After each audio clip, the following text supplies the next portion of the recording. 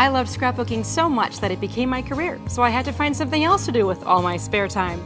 Today's project combines my beading hobby with my passion for scrapbooking with this elegant picture frame bracelet. It's who I am, a little rare, some sour fare, and some mystery, putting it all together, doing what I do.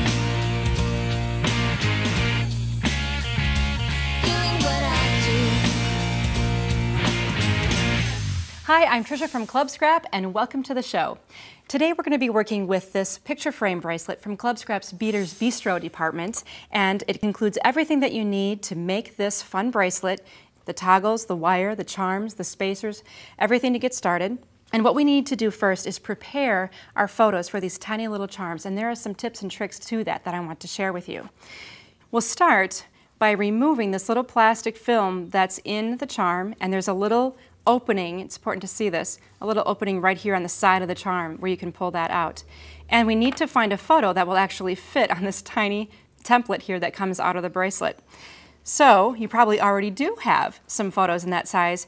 When you get your pictures developed, sometimes you get these handy index prints, and they happen to be a really good size for this charm bracelet. Or you can also customize your photos to however you wish them to be.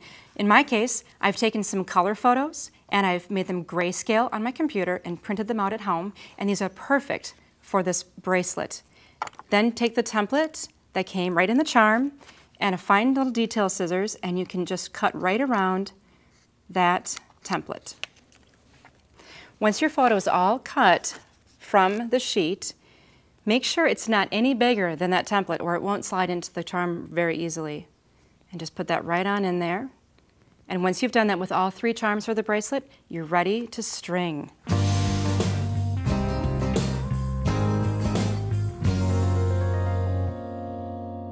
I'm starting out with this 21 strand tiger tail beading wire, and if you were to look at this wire at a cross section, you would literally see 21 strands of wire braided together to make this strong beading wire.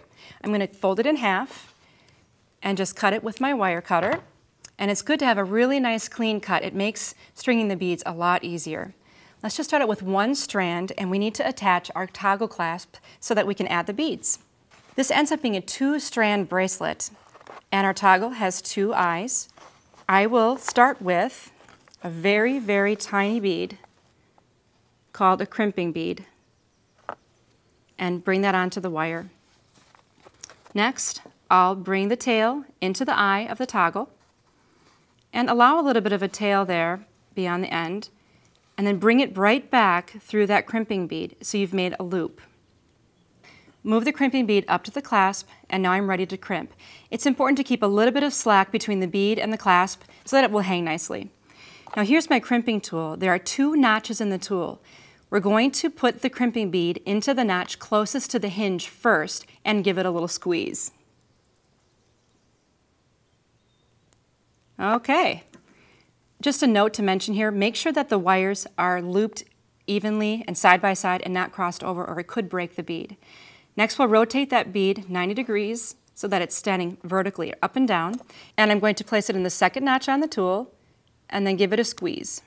Now basically what I've done here with that bead is it was laying flat after that first crimp, and then I just folded it over onto itself. And that's going to make this bracelet a lot stronger, and that crimping bead will stay where you want it to stay.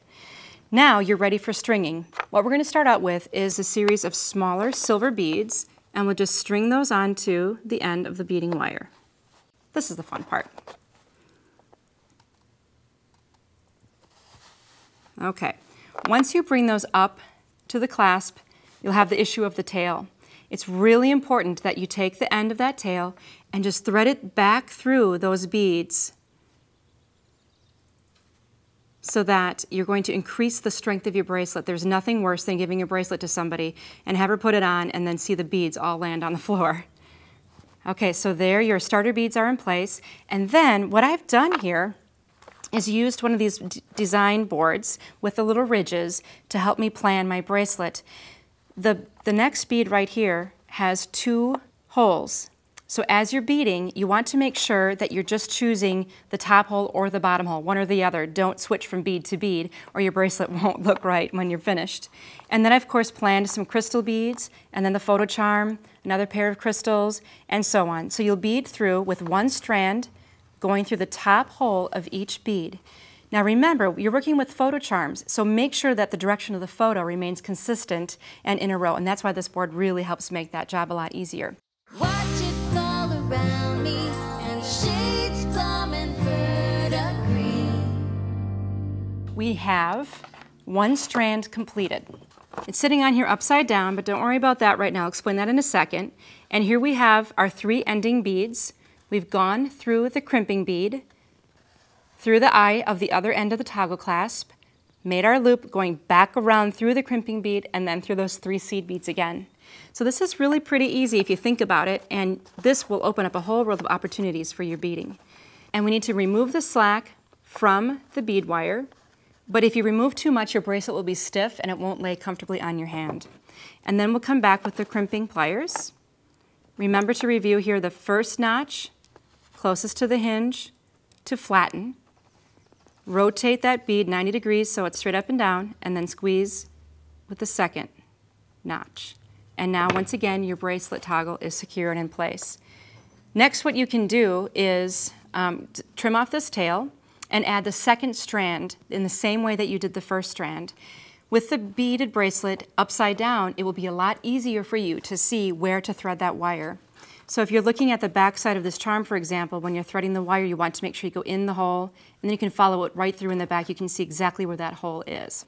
So string the entire pattern once again, adding your spacer beads where appropriate, following that pattern you've established, and then your bracelet will be complete once you've attached those crimping beads.